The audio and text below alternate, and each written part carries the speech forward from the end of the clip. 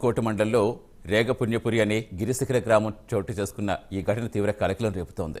Road సౌకర్యం లేక కుటుంబ సభ్యులు డోలీలు తరలిస్తుండగానే మార్గ మధ్యంలో పురిటి నొప్పులతో నిండు గర్భిణి అవస్థలు పడింది. చివరకు బహిరంగ ప్రదేశంలోనే ప్రసవించింది గిరిజన మహిళ.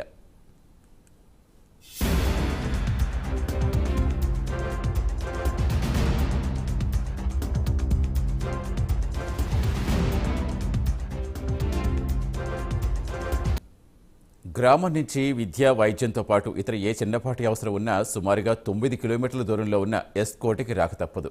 అయితే రేగ పుణ్యగిరి నుంచి ఎస్కోటకి రావడానికి మాత్రం రహదారి సౌకర్యం లేదు. దీంతో అక్కడి వారు కోటకు కాలినడకనే ప్రయాణం చేస్తూ ఉంటారు. సాధారణంగా ఇతర పనులపై వెళ్లేవారు నడిచి వెళ్లడం అలవాటుగా మారిన అనారోగ్య సమస్యలు తలెత్తితే మాత్రం నరకం చూడాల్సిందే. అనారోగ్యంతో ఉన్న రోగిని హాస్పిటల్కి తరలించాలంటే వారికి డోలీనే గతని స్థానికులు ఆవేదన వ్యక్తం చేస్తున్నారు. అంబులెన్స్ దగ్గర తీసుకొచ్చాక డెలివరీ చేస్తున్నారు. ఏం పేరు నీ పేరు? అంతా సూపర్ సార్. మీ ఆవిడకి ఎన్నో కాన్పు? 5వ కాన్పు సార్. మరి 5వ కాన్పు వరకు ఉంచామంటే నీకు డాక్టర్లు ఎవరు చెప్పలేదు ఆపరేషన్ చేయించుకోమని? చెప్పారు సార్, చెప్పడం. మరి ఎందుకు చేయించలేదు? బాబు కోసం ఒక బాబు కోసం